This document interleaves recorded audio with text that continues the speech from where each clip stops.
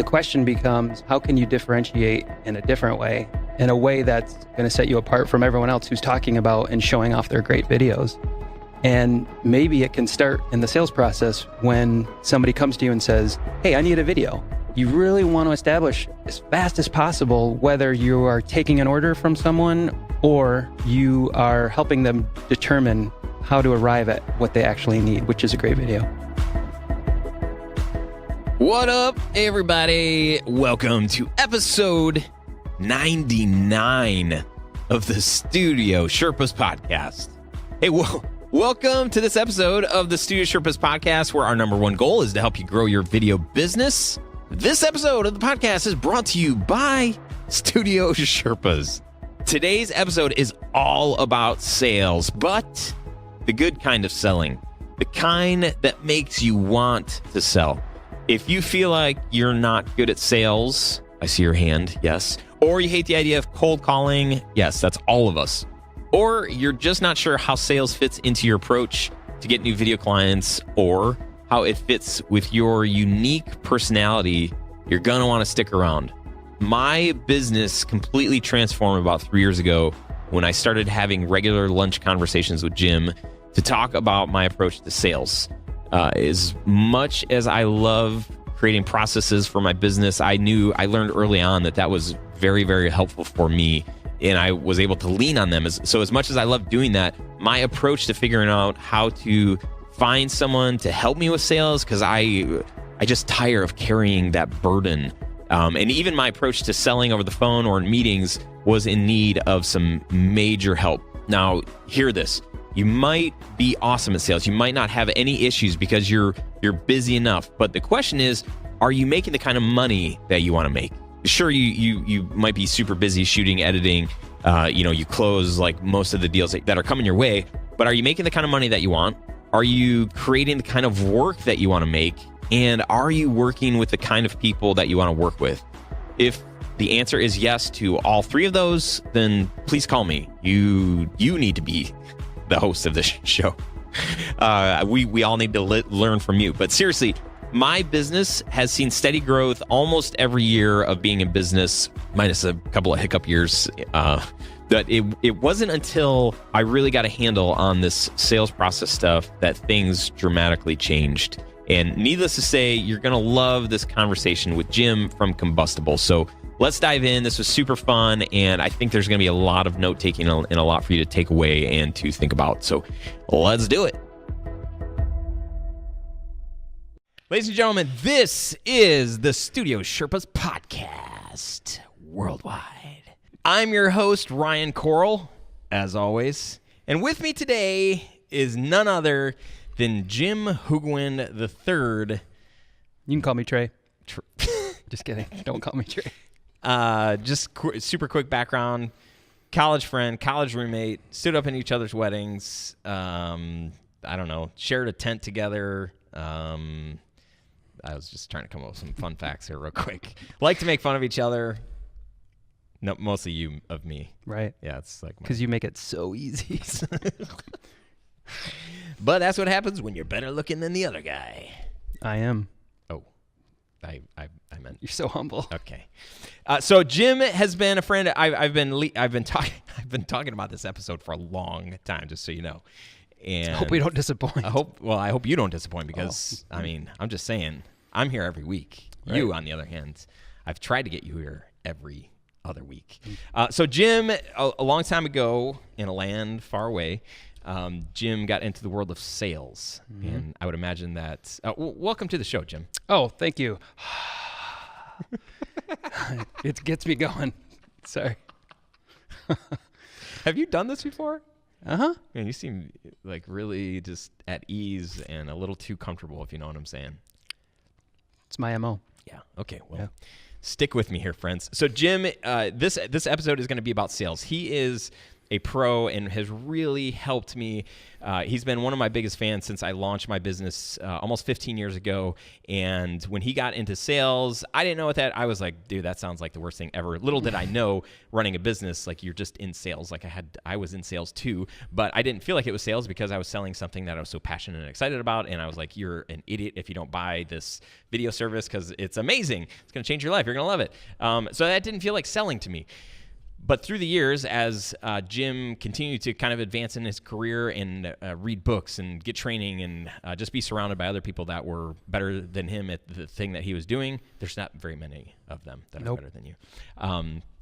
He really started speaking into my business. He always did, and he always had good ideas around branding and marketing and whatnot. But there was kind of a turning point in our relationship where you're speaking into, the struggles and the frustrations that I was having throughout the sales process or lack of sales process. And Jim really helped me formulate a sales process for what we do. Sell video production service, strategy, all of that stuff. You helped me put words to it, and I've talked about this leading up to this episode. You have been a consistent voice of encouragement for me, but also a voice of challenge. So there's like the push and pull in our relationship, which I think is the best thing ever. I've gotten so much out of the wisdom that I know your head is just getting bigger and bigger, and it doesn't need to get any bigger than what? Not physically. I mean, you do have a big head, but oh, wow. But seriously, hey, editor, take that out. The wisdom that you have been able to speak into my business and encouraging me to build a process and encouraging me to approach sales completely different than I ever would have thought would be interesting or something that I would want to do. Like so much of my success today, I feel like, is attributed to how you helped me through this whole sales journey. So number one, thank you so much. Wow. I'm flattered. And it's been fun because, like you said, we were college roommates. And frankly, your first business was started in our dorm room. Slideshow video company. Yes. Slideshowvideos.com. Yep. And I didn't help you with sales at first. My first job helping you was scanning pictures and literal 3.5 by 5 slides that go in those machines. Yes, those sir. Kodak old school. I don't think those exist anymore. I don't think so. Even the museums are too old for the museums. Right. Yep. So it's been a blast watching your company grow and to help you in this way is it's been really exciting. Is that a tear? I feel like. Next question. We're going to be vulnerable today. Have you had anyone else on this podcast that's known you as long as I have? I haven't had anybody else on this podcast. This is episode 1. And again, thank you. Do I pay you now or later? This is 99 actually. And this is the last one before 100. So I think that's actually pretty special. I'm going to do episode 99.5. So there is a half an episode that's going to go in between. Oh my gosh. Yeah. Scumbag. That's amazing. So a long time ago, not that long time ago, let's see, it was probably about 2 years ago. A lot of the conversations that I remember having early on was you talking about, you challenging me on all of the value, all of the extra stuff that I was trying to sell or include in my selling. You pushed back and you're like, you really helped me kind of create buckets for lack of a better word and kind of say like, hey, when you're selling, you're offering a lot and you're not breaking that out as a thing. And so to learn how like in our sales, like I wasn't just selling video production service, like the tactical, like we'll come and shoot your thing, but I was also offering like some strategy.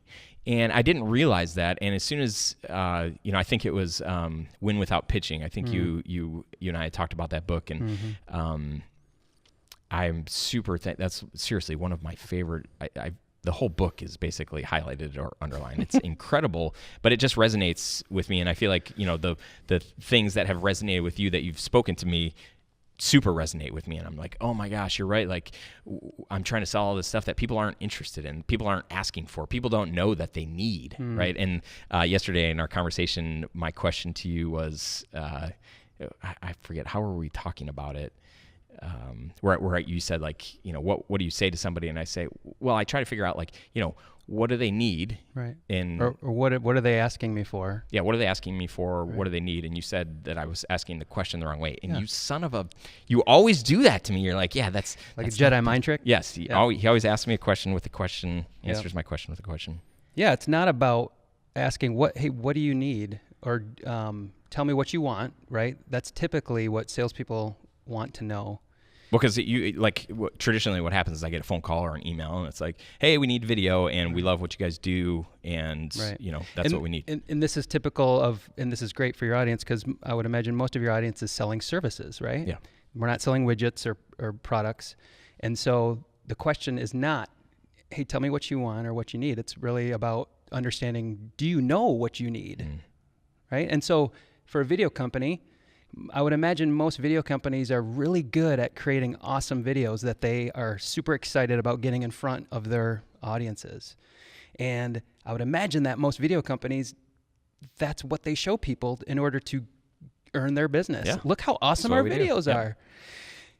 But guess what? Every video company has awesome videos. So the question... But I don't know. Have you seen ours? I mean, I know. We use drones and we use, you know, Steadicam and stuff. Right. Yeah. And so the question becomes, how can you differentiate in a different way, in a way that's going to set you apart from everyone else who's talking about and showing off their great videos? And maybe it can start in the sales process when somebody comes to you and says, hey, I need a video. To your point earlier about strategy, you really want to establish as fast as possible whether you are taking an order from someone or you are helping them determine how to arrive at what they actually need, which is a great video. Yes. So that was my favorite part about our conversation yesterday, which you were sharing was from a conversation that you had with a firm, I don't know, the day before that or something like that. But talk a little bit more about that conversation and what led to that, because I feel like even for me to you had said like, oh, you should like poll some of your favorite clients or people that you're doing business with and ask them something like these two questions. Yeah. So I'll get to that. Okay. What I want to do first though is something that you said almost right away that I think is really helpful. Welcome to the show. No, close. You said something about, you know, at some point you knew that you'd have to do sales as a business, right? You need to grow. And some people, a lot of people, don't like sales, right? They are like, man, if I could do everything else, I would love to do everything else except sell. And you talk to college students who are in school and they're thinking, what am I going to do with my life? And you ask them, hey, we're considered a career in sales. And are you kidding me? I don't want to do sales. And my question to them is, as it would be to you, like, why don't you like sales? And it always comes back to, well, I don't want to have to try to get people to do something that they don't want to do. Yeah, right. And if that were sales, like I would hate sales too, right? And so the job of a good salesperson is to determine as quickly as possible if you can help this person. And the best way to do that is to be very clear about the value that you can bring to them and suss out whether or not those needs that exist with someone that you can help exist with this prospect.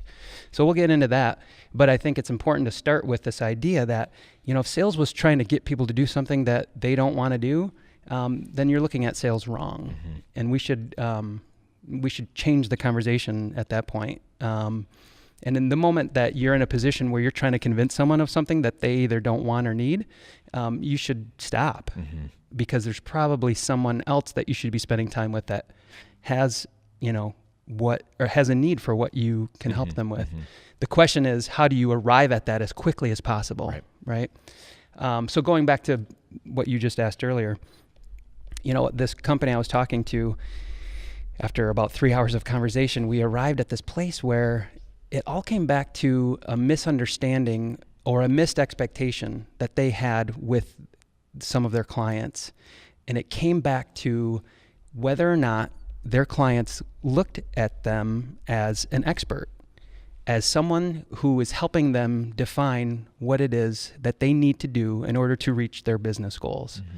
And so my encouragement to them as I was leaving was, hey, maybe you should send a survey a 1-question survey out to all of your clients. And this is a service-based business as well. Yep. And so the question was going to be around this idea that, hey, we love working with X company for either reason A, which is around this idea that they help us come up with the best ways to reach our business goals, or B, they deliver everything that we need on time and on budget. Everything that we ask them for, they deliver it on time and on budget. Either A, they come up with some great ideas around helping us determine what it is we need to do to reach our business goals, or B, again, they knock out their work in a very efficient way, on time and on budget. Mm. And what those, and again, those can be framed out in different ways, but what they will help this firm arrive at is whether or not their clients view them as a strategist or a tactical partner. And determining that as quickly as you can is going to set the tone and the expectation for the rest of the relationship. Because when you get a call, or when your listeners get a call from someone who says, I need a video, what you want to determine is, hey, is the video that you need, is it something that you already know how to, already know what to ask for? You need this many days of shooting. You need this much time and strategy. You need this many people interviewed. If they have the answers to all those questions, and they're just looking for a price, that is so valuable to understand, because when you come back to them with a solution, you better not have taken a lot of time to come up with some great ideas for them, because they're not going to value that. And they're not going to pay for it either. Right. They won't value it, and they won't pay for it. Two very important things. And you just spend a lot of time, a lot of brain power, a lot of energy trying to impress them or help them. Right. It all comes, like, for me at least, it was about like trying to be helpful, and then also trying to win them over and be like, oh, if I can pitch them some great ideas. Right. But that was one of the most helpful things that you helped me through, was that it was kind of like this process. We call it now the discovery call, where somebody calls and I try to get a no as soon as possible. Thank you. Right. By basically asking them, what is it that you think you need, hearing from them, and then me saying like, okay, well, here's what we do, right? A lot of people call us, and 95% of the calls that we get are people that like think that they just need us to show up and start shooting, and you're the expert, come up with some great ideas, make it look great. So I tell people, we do one of three things. We do very tactical. We got really cool cameras. We can show up. We got drones. We can show up, shoot, edit your thing, give it to you. There you go. A lot of agencies will hire us to, just show up. They don't want our ideas. They just want us. They want to know that we can do exactly what they tell us that they want us to do. Second thing that we do is we offer story workshops. So if you kind of know, maybe you have done video, maybe you haven't had the kind of success that you want, your videos you just haven't gotten the sort of response that you want from your videos, or you're not like an expert interviewer, and these are going to be interview-based pieces. So you need help developing the story, you need kind of help planning the whole thing out, you need a guide. That's where we say, we come alongside you. People hire us. We do this workshop. We do all this planning, and then we execute on that plan, right? So you're leaning on us as the expert, rather than you just saying like, well, you're the expert, like, on the day of the shoot, like, hopefully you come up with some creative ideas. It's like, yes, sure, we can do that. But if you really need some help, we can be that help for you. And then finally, looking at your overall like marketing objectives, we can help you in the video marketing strategy. As you plan out your year, as you plan out your content, we can come alongside you and help you there. So we've got the strategy workshop, we've got the actual story development, the story workshop, and then the implementation, the actual shooting, editing. When we started to define that and ask people, and this was something else that you helped us with, ask people how comfortable they are creating the story, creating the outline, directing the piece, taking this from start to finish, telling us exactly what they need. And most people are like, we're not totally comfortable, so we need you. Great. Then I'm going to be able to charge you for that. If you don't need that, if you just need this, laying that out for them to be able to say, like, I just need this, has saved us so much time, has allowed me to turn so many people away and just say, like, look, we're not a great fit because your budget for just this isn't enough, or you need some of this, but your budget is only for this. And I'm pointing at, the implementation, strategy, or story development, like brain power type stuff. And that's all I have to say about that. Well, and what else you're not doing is you're not putting some of your more senior, experienced resources in a room with someone who isn't going to value those ideas. Right.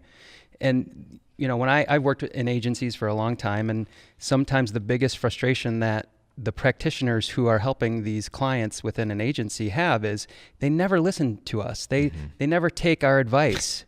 And then they get upset when the results don't deliver on what they were expecting. And so what I always say is, look, don't get upset when a client doesn't take your ideas, because the foundation for the relationship was never, hey, we want you and we'll pay you to help us come up with what we need to do to arrive at our business goals. So while it's great to be able to say, man, we're going to be profitable on this and we're going to be able to bill for the expertise that we have, what you're also going to do is protect your most valuable resources in your business, which is your people. And you're not going to burn them out. And by putting them in front of clients who are going to burn them out. So I'm shaking my head because I'm like, I'm remembering one meeting with a very big architecture firm, and I brought like my whole team. I had my producer, my project manager, I had my creative director, myself, and maybe one other person. And I just knew it was going to be they were going to have a lot of people, so I was like, I'll just bring a lot of people. We sat in that meeting. I wasn't super clear on the objectives, like what they actually wanted to get from that meeting. I was just trying to kind of impress them with like, hey, we've got a team, we can do this. And after that meeting, after the email exchange, and like they just weren't interested, I was like, oh my gosh, I just wasted all of these people's time. And out of that, shortly thereafter is when we developed the Ascend method, which was the other part of what you helped us through. So it was the initial phone call, getting that no as soon as possible, and then figuring out what kind of meeting is there a meeting that's required in order to move forward, and if so, how is that meeting going to fulfill what kind of goals does that meeting need to have? And so anyway, you can, if you're not familiar with the Ascend method, just go to ascendmethod.com, and we've got this free training where it's just such a helpful way to start out basically setting the agenda with the client, which is one of the most important things. And for me, in a room of executives, at least early on, I was super intimidated, and I'm like, I don't like, I'll just tell however they want this meeting to go is how it will go. So they can ask me whatever, and not realizing that, oh my gosh, the moment where I like hand the keys over is when I'm not saying like, hey, here's how we produce great films. This is how we have seen success. This is how we help our clients achieve success. Without saying, if I ever say that in a meeting, everybody's like, the room gets quiet. They're like, okay, you tell us like how does that happen? So let me cut you off, because to me, this is the fundamental. No, you need to be cut off sometimes. You've had enough to drink, actually. Enough water. No more LaCroix. This is fundamental to determining what your value proposition is. Because that's where, so we'll get to this, I think, when we talk about prospecting versus sales. The way to determine whether a potential client has needs that you can intersect is to be extremely clear about your value proposition. And so when we were coming up with what is your value proposition, because everyone else in your space is showing off great videos. The pain that most of your clients are coming to you with is not the last video we had made sucks. It's not usually that. It's usually the process that they went through to arrive at that video. And so to your point about, understanding that you have to take charge because the last firm didn't. Right? And that's why things didn't arrive on time and on budget. Yes, at the end of the day, you got a great video, but it was too painful. That's why you're talking to me. Right? And so being incredibly clear early, saying, oh, your last video, it didn't arrive on time or on budget. We have a proven process to help ensure that we deliver that kick-ass video on time and on budget. Are you interested, Mr. Prospect, in hearing about that process? And if they say, no, just give me a price, then maybe they're not a fit for you. And that is such a good feeling to get them out of your way so that you can spend time with people who say, wow, you have an approach that will help me ensure that the video is great, but that I'm not going to have to, pull my hair out the entire way, right? Yes, I do. And let's talk about it. To your point, let me take control now, because you have established your position as the expert, and you've confirmed that that's what they want. Yeah. When you can get clear, for anybody that's listening, plenty of people that listen to the show are just tactical, right? They just shoot, they just edit, they just do, and that's great, that's fine. But I feel like a lot of people that listen to the show are interested in more than just doing that. Yeah. Or currently they're just doing tactical stuff and they're frustrated because they do have ideas and they don't realize that that's like a separate thing, right? That's a separate skill set. And to be able to sort of separate those and get clarity from your client, like what do you need? Or let me hear, don't ask what do you need, but as you do you know what you need? Do you know what you need? That's the question that you ask. Right. And then understanding, do they just need somebody that's tactical, or do they need more strategy? Do they need more brain power? And once you understand that, then you know where to go. You know how to set the expectations. Well, and so this is probably a good segue to talk about prospecting versus sales, right? Yeah. So let me introduce this, because coming from a background where I was like, I'm not interested in sales. I don't want to sell anything. When I first hear this word prospecting, I'm like, okay, that just, not interested. It just doesn't sound intriguing. But as you've helped unpack that for me, realizing that, oh my gosh, like this is very different from the actual, like the getting somebody who's sort of interested in what we do, and then taking them from that point on. So this is, if you're listening and you just hear the word, prospecting versus sales and whatever, it sounds gross and weird and salesy or whatever, but this is, I think, really, really key to understanding, because once you understand this, then you can really figure out, like, each one requires something different. Right. Well, and it's really about expectations. So I don't know how big the firms are for the listeners that are lucky enough to hear this right now. If they're a decent size, then they might be in a position where they're like, man, I would love to hire like a junior level type, cold caller / networker / someone who can go out and sell is what maybe they would say. Well, they might say that, or they might just say, like, I never want to cold call anyone. I don't want anybody on my team. I don't want my firm to have to cold call, because that's like, again, that's going back to like trying to convince somebody of something that they don't want or need. Sure. And, for me, cold calling, I love cold calling, right? And here's why. Because I'm only going to cold call someone when I have arrived at a very clear value that I can deliver to the specific market that I'm calling into. And even a step further, into that specific job of that person that I'm calling. So that's how deliberate your prospecting efforts needs to be if you're going to be successful at prospecting. If your prospecting efforts are, I'm going to hire a kid to come in and start pounding the phones, pounding LinkedIn, and he's going to say, or she's going to say the exact same thing to the exact, to every single person that they're reaching out to. Messages before. Yeah.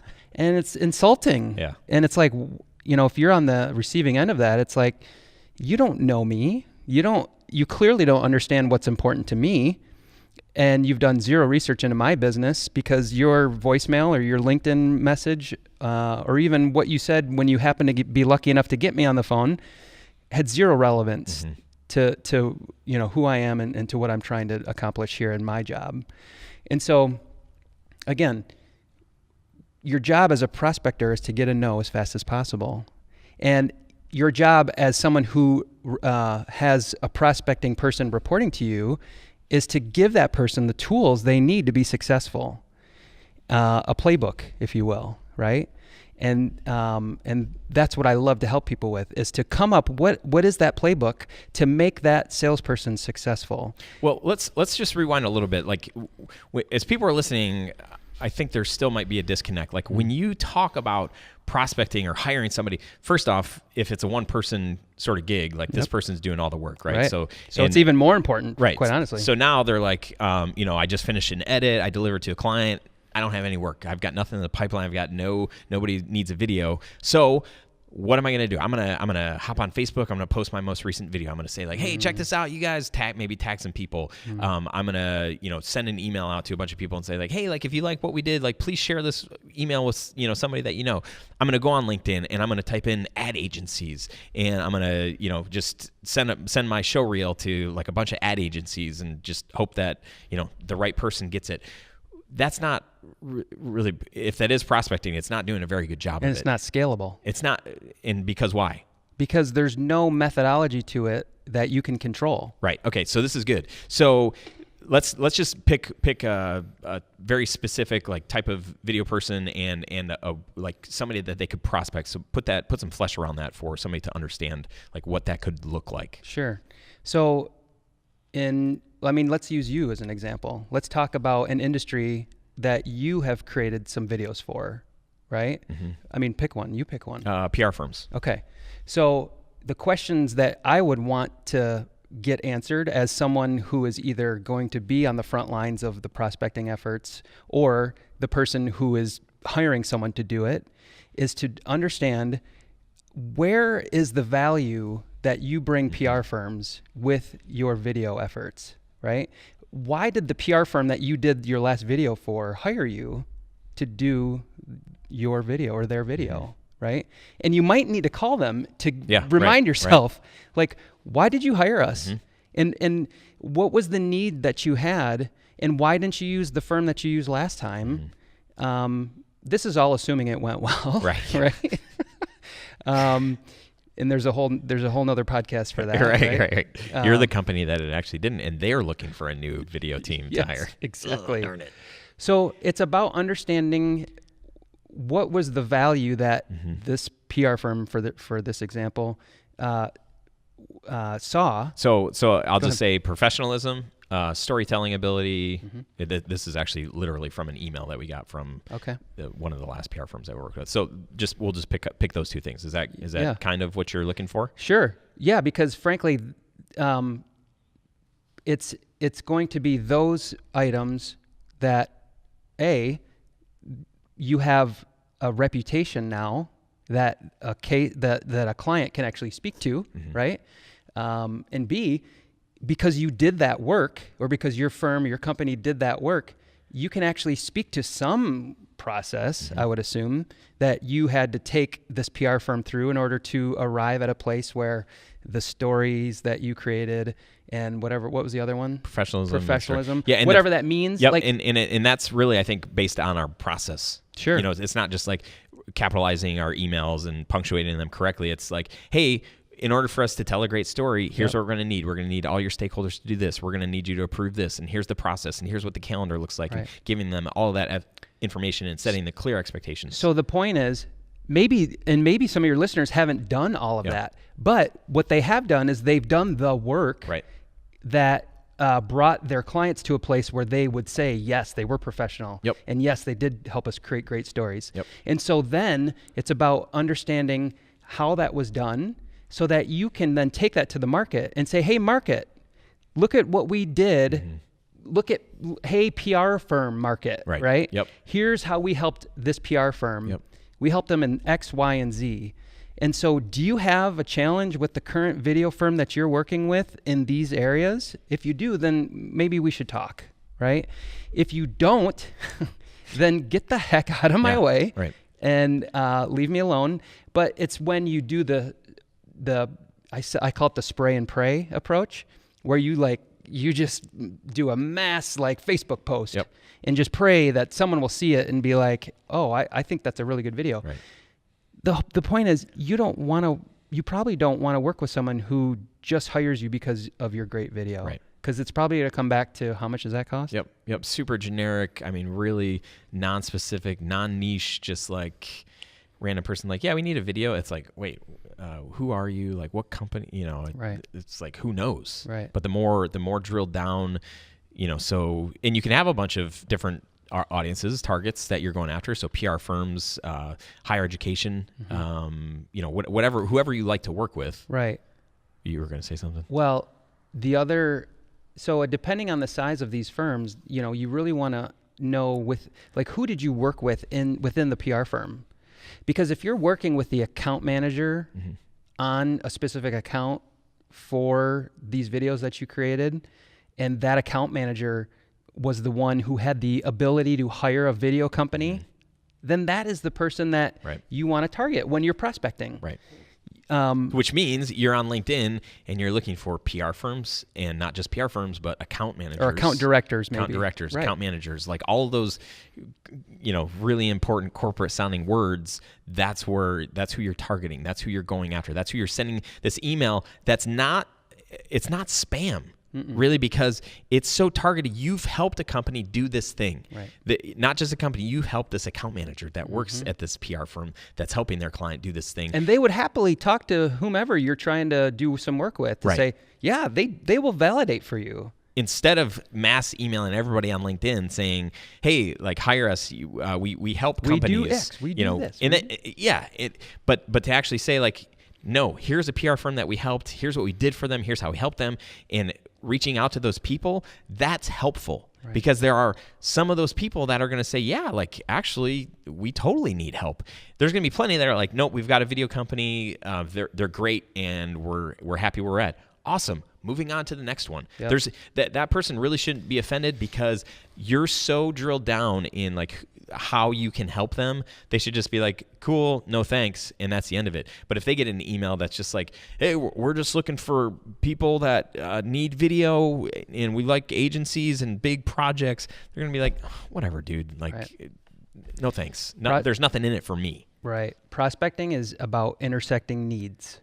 You're trying to intersect the needs of these prospects with the value you bring. And the moment you can create clarity around those needs in terms of how you can intersect with them, the more efficient your prospecting efforts will be.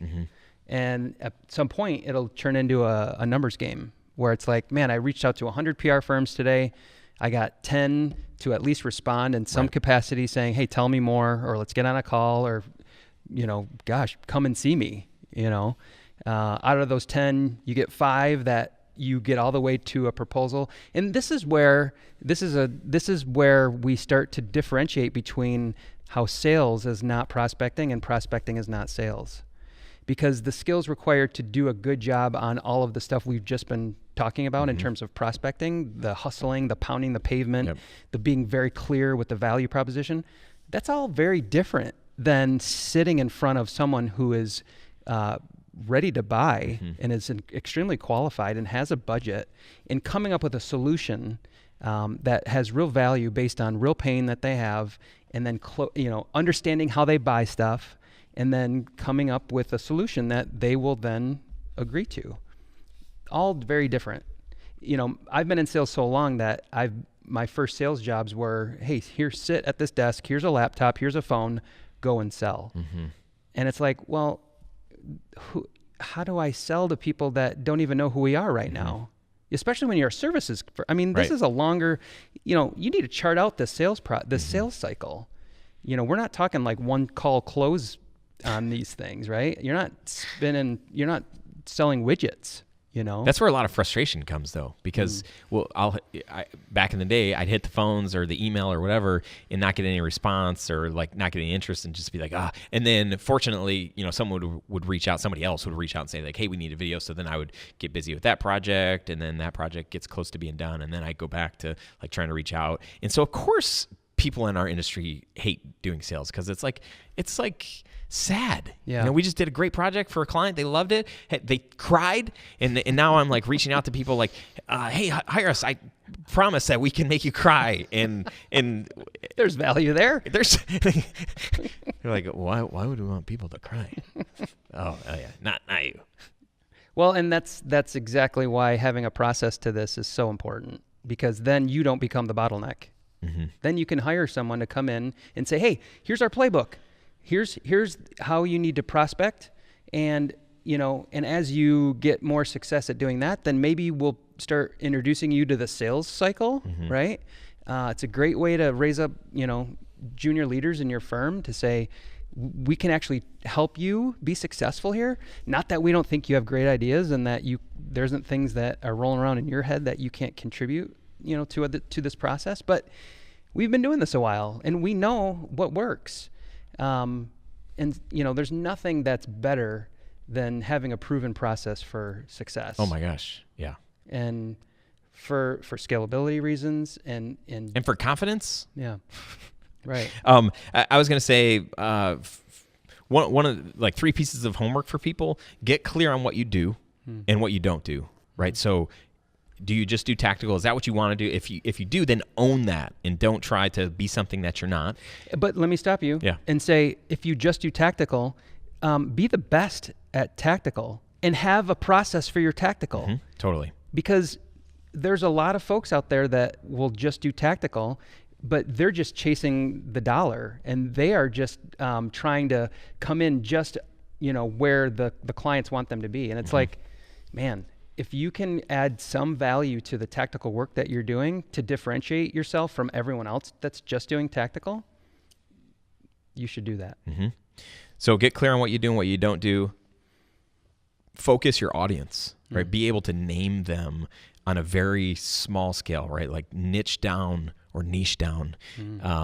So it's, not just PR firms, it's PR firms in the Metro Detroit area, PR firms in the Metro Detroit area, account managers from PR firms in the Metro Detroit area, account firms that work, I don't know, you can keep niching down, but the more you can focus that audience and narrow that audience and say, like, here's how we've helped somebody else just like you. So focus your audience and define how you help people through your process or whatever that is, so that you can explain that to people.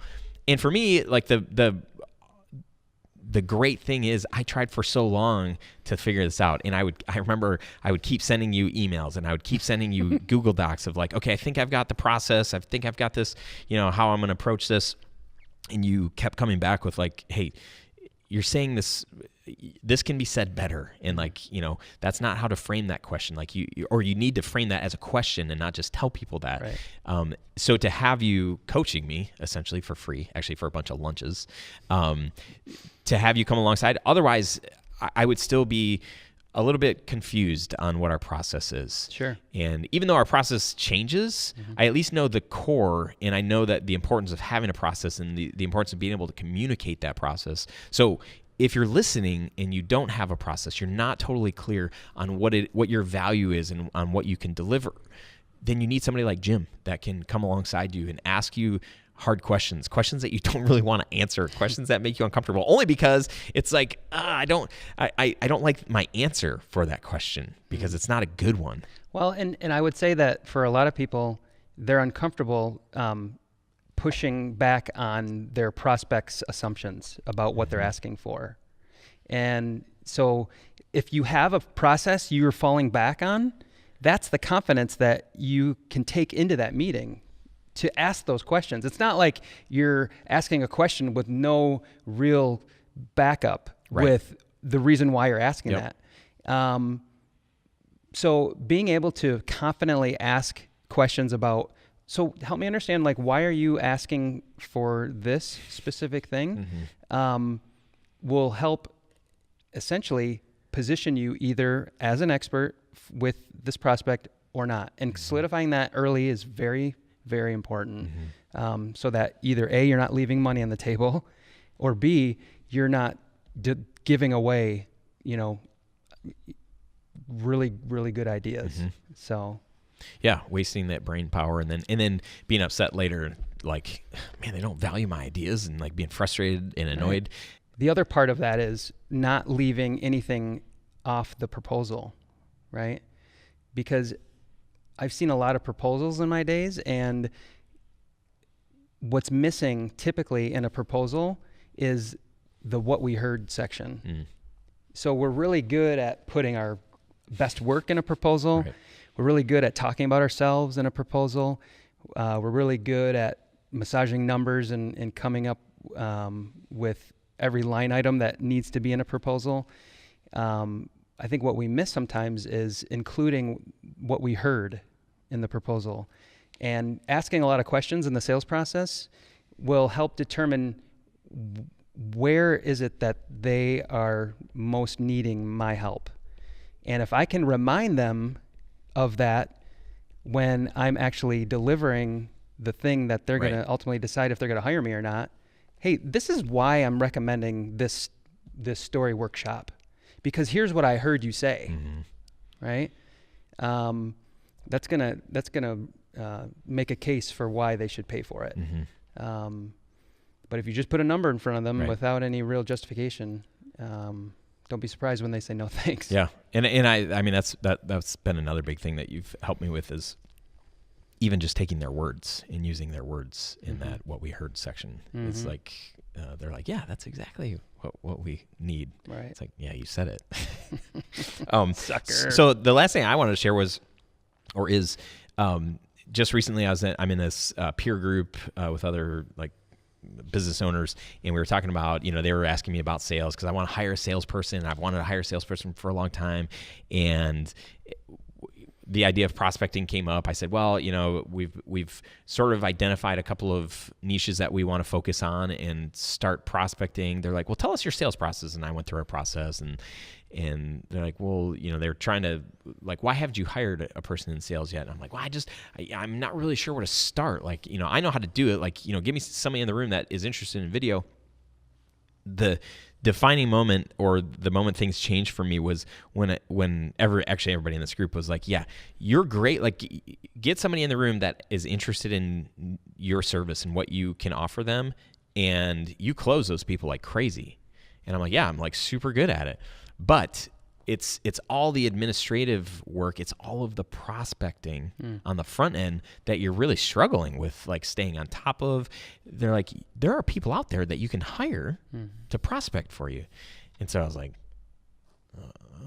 why am I like almost 15 years doing this work and just now thinking about hiring somebody just for prospecting, right? Because we think of sales, we think of just the whole thing, right? Like you have to get on the phone and bang on the phones and close some deals.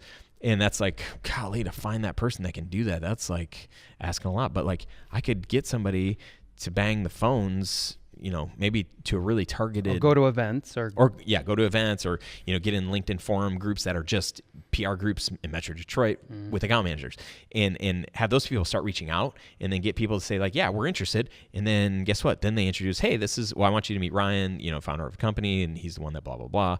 And then I'm meeting with that person, and it's like lights out, game over, know? No, but that's when I come alive, and that's when I'm in my sweet spot. But I never really thought to like parse that out. And so like, that's what I'm doing now. I'm like, okay, like let me at least come up with a basic process for how a prospect where they should be looking, who they should be looking for, start to define that. And then I can hire somebody, and everybody was like, I mean, that's like you're going to pay a lot less for that than you are for somebody that's going to be in your shoes doing the thing that you're doing. Because as the founder right now, like that's where you need to be. You need to be, in those meetings with those people. But like the front end, like you don't need to be doing that. You can find somebody that's a different kind of skill set that isn't the same or as valuable, at least in this case. Yeah, the easy way that I illustrate that point is, what is the need that the business has? Are your needs you need more at bats, right? You need to get up to the plate more, right? Or you need more hits or more home runs, right? And so what I hear you saying is, man, every time we get up to the plate, we knock it out of the park. And that's awesome. And so that distinction between understanding we just need to get up to the plate more, we need to be able to have opportunities to swing, versus every opportunity we're getting to swing, we're striking out. That's a really good distinction. Yeah. And understanding that is going to be really helpful. And I think it's great that that group is helping with that. Well, but I just think about like when you were showing me one of your sales processes, how you would label like each stage, and they were asking me, they're like, okay, well, like when people call, like what percentage will you close those people? And I finally was like, you know what? It's like when people are calling us, I probably close like 10% of those. But the people that I get on in a meeting after that phone call, I probably close like 40% of those. Yeah. And the people that I create a proposal for, I'm closing like 80% of those. Yeah. But it's because I've got qualifying things at each stage. Yep. And I know that I'm not just sending out a proposal to anybody that calls. Right. We have to get here, and then we get here, and then they get that. And by that time, they're like Right. super interested. The proposal at that point should just be a formality, right? Yeah. It's like, hey, we've already established everything that you're trying to accomplish, and I've given you every reason to why I'm going to now recommend that we do X, Y, and Z. This is just a formality. Yep. So, but to your point, it's really about understanding the journey, that whole customer journey, from the moment that you get a call or the moment that you meet someone at an event who thinks they want a video. What is that journey that you are then going to take them on, that you are in control of, like you said earlier? Because if you don't control the sales process, and all you business owners listening to this, then you're gonna let the prospect do that, and that's never gonna turn out the way you want it to.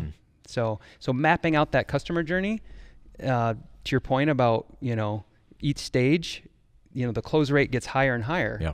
Why? Because you've knocked out everyone else that they don't deserve to go to the next phase.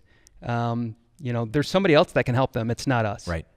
Yeah, and if you can figure that out in that 15-minute phone call when they first call you, rather than what I used to do is somebody would call and I would be so excited that they were interested, and I would spend an hour on the phone asking them their dreams and their visions and their hopes and telling them about my story and, what's your background? And I tell them, I went to school. Oh, did you go to school? No, I didn't go to school for this, but, I just, and then we get to the very end and I'm like, yeah, so, typically like, I don't know, something like this might cost, and I'll give them a price on the phone and they're like, oh, we've got like $400. I'm like, $400? This phone call is worth $400. Like we just spent an hour on the phone. But seriously, man, that has been one of the best things that has happened to me in this business, is realizing that there are stages and there are certain things that you need to get clarity on before you move to the next stage. If you're not familiar with the Ascend method, check it out. I know there's another plug, but it's ascendmethod.com, and I'll put a link in the show notes to it. You really need to at least see how we do it, and make up your own version of it if it doesn't totally align with you. But doing in that meeting, having a process for once you're in that meeting with the client, really gives you a framework for the stages that are involved in the whole sales cycle, to say, like, there is a process, there's a way to do this, there's a way to move people forward. Don't rush a proposal before it's actually needed. Don't waste your time and energy doing something like that. Process is so important in what we do.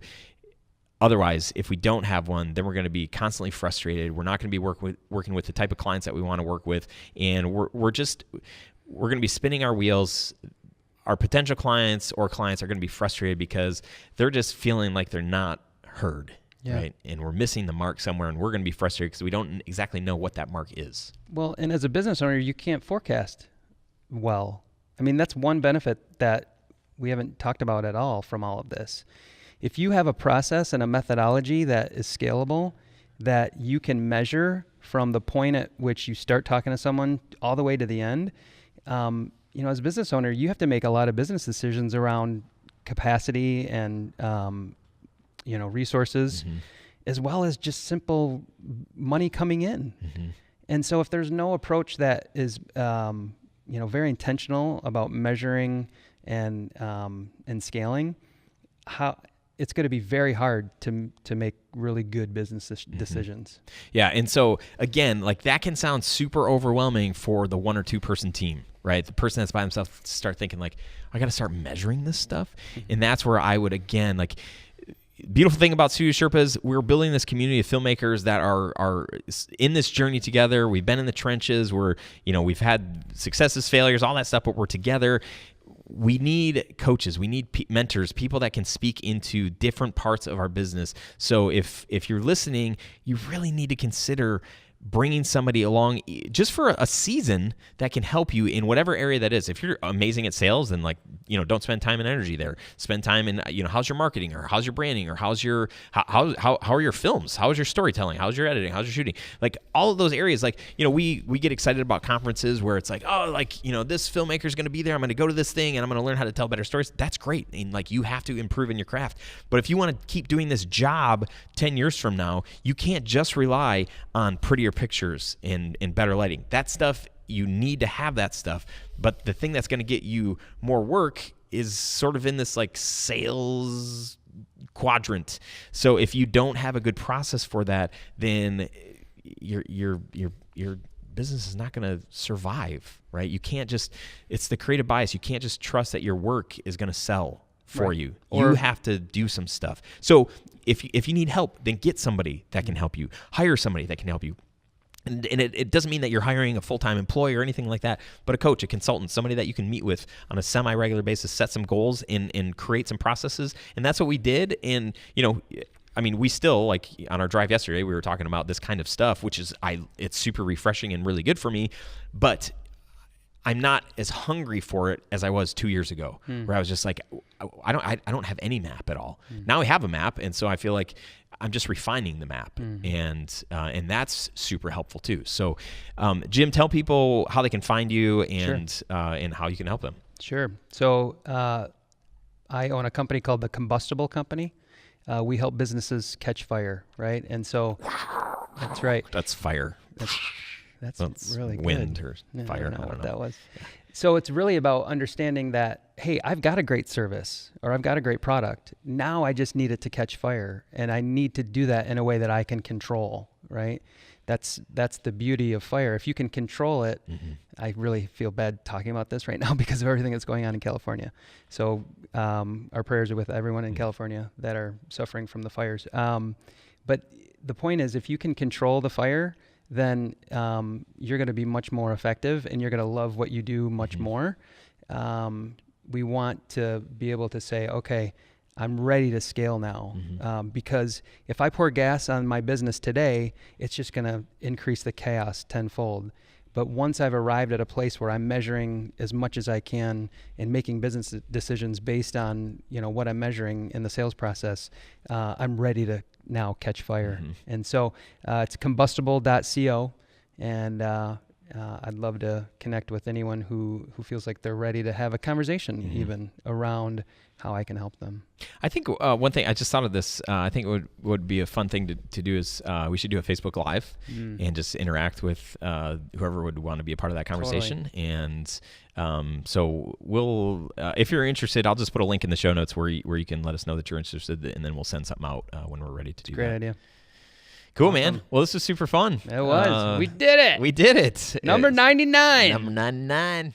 All right, make sure you reach out to Jim. If any of that resonated with you, reach out to him. He's the best. All of the show notes, the links, you can find that at studiosherpas.com/99, because that was our 99th episode. Holy cow. So you probably heard me mention the Ascend method a couple of different times throughout the episode, and really because Jim was responsible for helping me create it. The Ascend method is part of our larger course that we sell, and I talk about quite often.